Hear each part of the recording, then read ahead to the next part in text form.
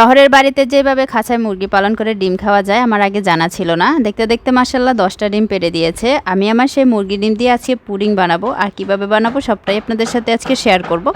পুডিংটা যে আমি বানিয়েছি আমার নিজেরই বিশ্বাস হচ্ছে না, এত বেশি স্মুথ আর এত বেশি মজা হয়েছে খেতে। আসসালামু আলাইকুম এভরিওয়ান, কাছের এবং দূরে, দেশ এবং দেশের বাইরে যে যেখান থেকে দেখতেছেন কেমন আছেন সবাই? আশা করি সবাই ভালো আছেন।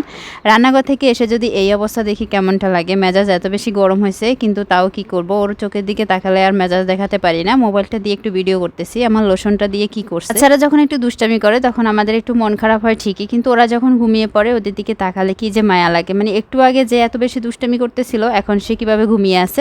মরিয়মের আম্মুর কাছে দিয়ে আমি তাসকিনকে আনার জন্য স্কুলে গিয়েছিলাম। 1 ঘন্টার মধ্যে কিন্তু আমি চলেও আসছি, আর এসে দেখতেছি এরকম করে ঘুমিয়ে আছে। যাই হোক, আমার দেবরের মেয়ে ওকে নিয়ে বাসায় আসছিল আর এভাবে করে ঘুমিয়ে পড়ছে। অনেকদিন কাপড় ধোয়া হয়নি, তো আজকে ভাবলাম সবগুলো কাপড় ধুয়ে দিই। কাপড় না দেওয়ার কারণটা হচ্ছে এখানে মিনিটে 1 ঘন্টা 8 মিনিট সেট করা আছে, এটা আমি কিছুতেই পাল্টাতে পারতেছি না। তাসকিনের উপর ঠিক করে দিয়েছে আর আজকে অনেকগুলো কাপড় দিয়ে দিয়েছে। আর এদিকে আমি রান্নাঘরে চলে আসছি। আজকে আমি একটা তরকারি রান্না করব। একটা তরকারি রান্না করব বললে ভুল হবে, কারণ আমি প্রতিদিন 2-3টা তরকারি রান্না করি, তা না হলে ভালো লাগে না। কিন্তু একটা তরকারি আমি ভিডিও করেছি, বাকিগুলো ভিডিও করিনি। সবসময় আসলে ভিডিও করতে ভালোও লাগে না। কালকে পটল আনা হয়েছিল, পটলটা আসলে ঘরেই তেমন একটা আনা হয় না, তো যখনই আনে তখনই রান্না করে ফেলি। আর পটলের বিচিগুলো একেবারেই ভালো লাগে না, সেটা আমি কিছুটা ফেলে দিয়েছি। পটল তরকারি আমার ভালো লাগে না, কিন্তু পটল গাছ দেখতে কিন্তু খুবই ভালো লাগে, কিন্তু বাস্তবে দেখার সৌভাগ্য হয়নি। ইউটিউবে পটল গাছের ভিডিও দেখেছিলাম। এখানে রান্নাটা বসিয়ে দিচ্ছি। রান্না করতে এসে দেখি রসুন ব্লেন্ড করা ছিল না, তো সেটাও ব্লেন্ড করে নিলাম। আর এখন মশলাটা কষাচ্ছি। মশলার কালারটা দেখেন এত বেশি সুন্দর হয়েছে। একটু কষানো হয়ে গেলে আমি এখানে কেটে রাখা পটল, আলু, এরপরে টমেটো দিয়ে দিলাম। টমেটো দেওয়াতে কালারটা দেখেন এত বেশি লালচে হয়েছে। স্কিনের আব্বু তো দেখেই ভাববে যে আমি অনেক বেশি ঝাল দিয়েছি, কিন্তু না, মরিচের গুঁড়া একেবারেই কম দিয়েছি। যাই হোক, হুটহাট আমার রান্নাটা কিন্তু হয়ে গেছে। ওটা আর একটু শুকিয়ে গেলে এরপরে চুলার আগুনটা বন্ধ করে দেবো। এই সময় তাসকিন তারিফ ডাকাটাকে শুরু করছে যে বারান্দায় আসো, দেখে যাও দেখে যাও। এসে দেখি মুরগিটা আজকেও ডিম পেড়েছে। মাশাআল্লাহ, এই নিয়ে 10টা ডিম পেড়েছে। মানে আসলে 9টা ডিম পেড়েছিল। আমি ভাবছিলাম আর ডিম পারবে না, কারণ এটা অলরেডি দোকানেও হয়তো বা কিছুটা পেরেছে। যাই হোক, আলহামদুলিল্লাহ আজকেও একটা পেয়েছি। তো এই পর্যন্ত 2টা হয়েছে, বাকিগুলো তো সব শেষ করে দিয়েছি। আমার এই লাল সুন্দরী যে কবে ডিম পারবে আল্লাহই জানে, সেই অপেক্ষায় আছি, আল্লাহই জানে। হ্যাঁ, তো এখানে হচ্ছে রান্নাঘরে চলে আসলাম। আজকে ভাবলাম 2টা ডিম দিয়ে সাথে আরও 2টা ডিম দিয়ে আজকে পুডিং বানাবো। অনেক দিন পরে পুডিং বানাচ্ছি।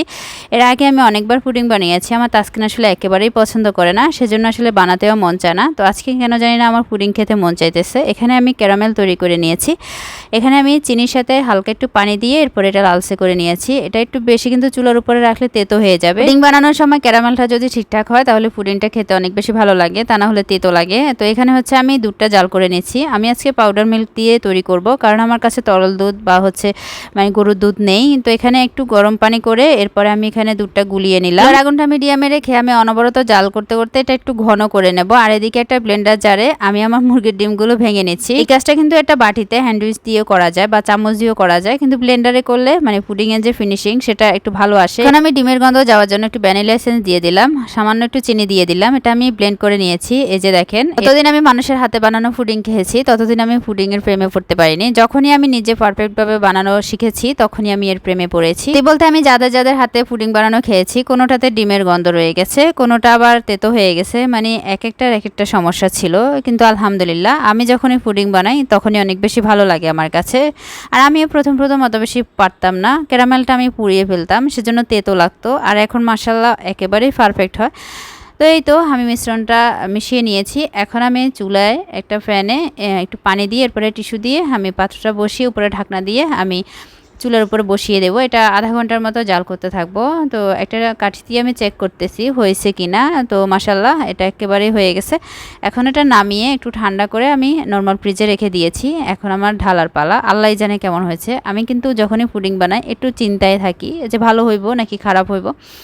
যাই হোক, আজকেরটা আপনারাই দেখেন। মাশাআল্লাহ, এটা দেখতে যেমন সুন্দর হয়েছে, খেতেও অনেক বেশি মজার। আমি তাসকিনকে তো কখনোই পুডিং খাওয়াতে পারি না, কিন্তু আজকের পুডিংটা ও অনেক মজা করে খেয়েছে। যারা যেটা পছন্দ করে সেটা বানানোর প্রতি মায়েদের আগ্রহ বেড়ে যায়। যাই হোক, একটু কেটে দেখাচ্ছি। কাটার পরে দেখেন আরো বেশি সুন্দর লাগতেছে। এখন আমি একটু খেয়ে দেখবো কেমন হয়েছে।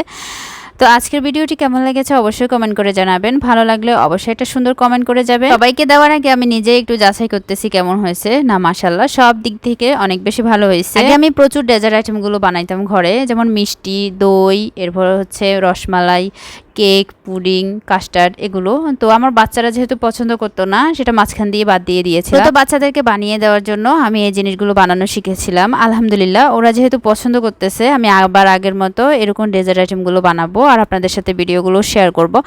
আজকের ভিডিওটি এ পর্যন্তই। যে যেখানে থাকবেন ভালো থাকবেন, সুস্থ থাকবেন, আমাদের জন্য দোয়া করবেন। দেখাবো অন্য কোনো নতুন একটি ব্লগে। Thanks for watching. আল্লাহ হাফিজ। আসসালামু আলাইকুম।